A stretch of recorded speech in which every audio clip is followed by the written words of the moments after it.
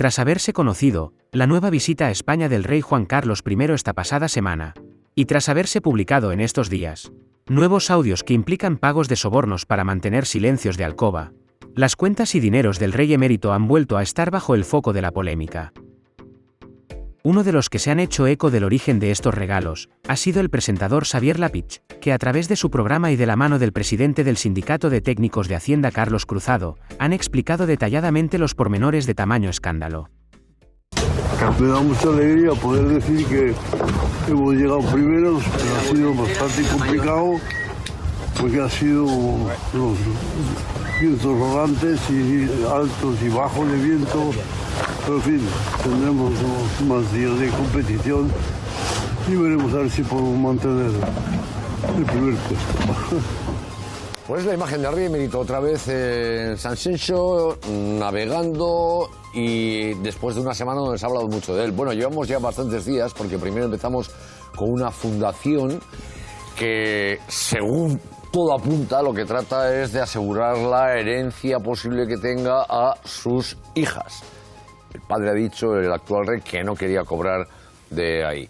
Después las memorias, que todavía no sabemos si se publicarán. Y finalmente esa foto, pues con Bárbara Rey, que ha dado pues otra vez vuelta de por qué sale todo además en la prensa extranjera. Pero nosotros hoy nos hacemos otra pregunta. Este señor supuestamente no tenía dinero. Quiero decir, esto lo atestiguó ante Hacienda, tuvo que pagar además unas multas y no tenía dinero y se lo prestaron. Y entonces, claro, cuando él recibe estos regalos, porque él viene aquí invitado, él utiliza un avión además para sus desplazamientos, ¿eso hay que declararlo o no hay que declararlo? Pues lo voy a preguntar a Carlos Cruzado, que es presidente del Sindicato de Técnicos del Ministerio de Hacienda. Señor Cruzado, hola, ¿qué tal? A ver, los regalos que tú recibes para poder hacer tu vida aquí, si son además tan ostentosos como estos, ¿se declaran o no se declaran? Buenos días.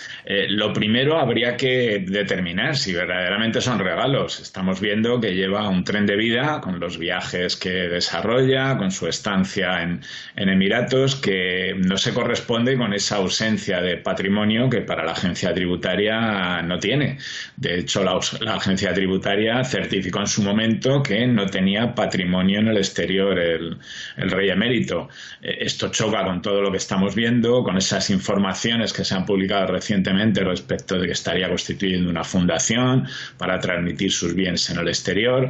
Bueno, y esto, claro, todo esto tiene una consecuencia, y es que si esa regularización que hizo en su momento, en el año 2021, no era completa, porque sí que tenía otros rendimientos, tenía otro patrimonio fuera, pues esa regularización no tendría efecto. Y al no tener efecto, podrían exigírsele las correspondientes responsabilidades penales que en su caso pudiera tener como consecuencia de esas cantidades que ya reconoció con esa regularización que no había pagado al fisco, ¿no? Por tanto, seguramente la agencia tributaria es la que tendría que estar interesándose por, bueno, de dónde sale todo este dinero, ¿no? De los viajes y de su vida, ¿no?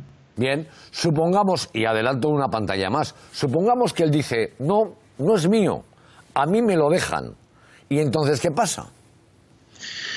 Bueno, aquí habría que analizar si estamos ante una donación, como se está diciendo, o sería un incremento de patrimonio, porque él cuando regularizó aquellos viajes, creo que eran como 8 millones de euros en viajes que se habían contabilizado y que los estaba pagando la Fundación Zabazca, regularizó en renta como renta, no como donaciones, ¿no? Esto es lo que habría que ver, pero sobre todo la agencia tributaria debería de ver a la vista de todos estos datos y todas estas circunstancias si aquella regularización que hizo en su momento era correcta o no.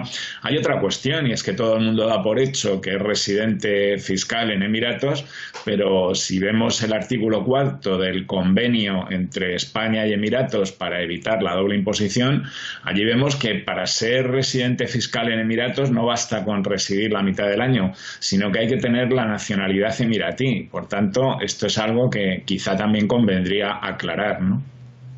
Abu Dhabi es un paraíso fiscal, porque claro, cuando hablan dicen, no, es que se monta allí una fundación, porque en realidad la transparencia que obligan las leyes para una fundación de este tipo son mucho menores que lo que obliga, por ejemplo, la ley española.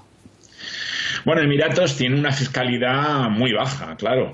Lo que ocurre es que ahora mismo no está en la lista de paraísos fiscales. De hecho, España tiene firmado ese convenio con Emiratos, y lo que sí es cierto es que si España pidiera información, se está diciendo que es que no va a facilitar información, si España la pidiera a Emiratos en base al convenio y nos entregara, entonces podría incluirse o debería incluirse en la lista de territorios no colaborativos de paraísos fiscales, digamos, para España, ¿no? Si Hacienda estuviera ahora investigando esto que estamos comentando, ¿lo sabríamos o no? Digo porque la última vez parece que se enteró de todo.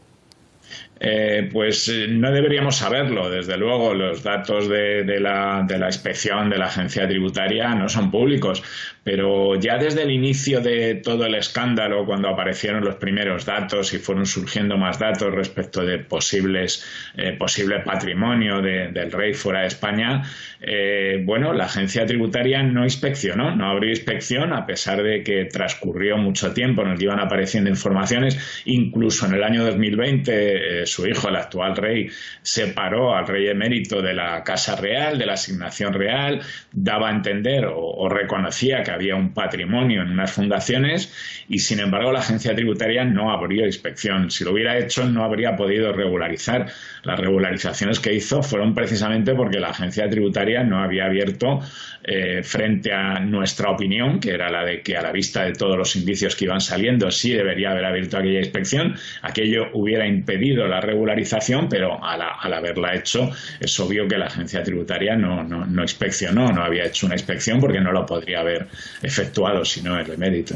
Yo no sé lo que pasa en la Hacienda de régimen común, en la Hacienda española, pero aquí por lo menos en los territorios forales, si alguien nos presta dinero, nosotros tenemos que registrarlo en Hacienda, porque si no tendremos un problema. No sé si este señor, si le prestan dinero para comprar, para hacer, debería hacerlo también. Bueno, esta es otra cuestión, ya no solamente ese registro, que al parecer, según se publicó, sí que se había hecho constar en escritura pública y demás, pero lo que habría que preguntarse es cómo puede estar devolviendo esos préstamos de más de 4 millones de euros en su momento, si al parecer pues no tiene patrimonio fuera y las propiedades que tiene son las que para la agencia tributaria figuran, y entonces es difícil, ¿no?, pensar que pueda estar pues pagando estos préstamos. En ese caso, si fueran donaciones, pues tendría que haber tributado como una donación por esas cantidades que supuestamente le prestaron sus conocidos empresarios, ¿no?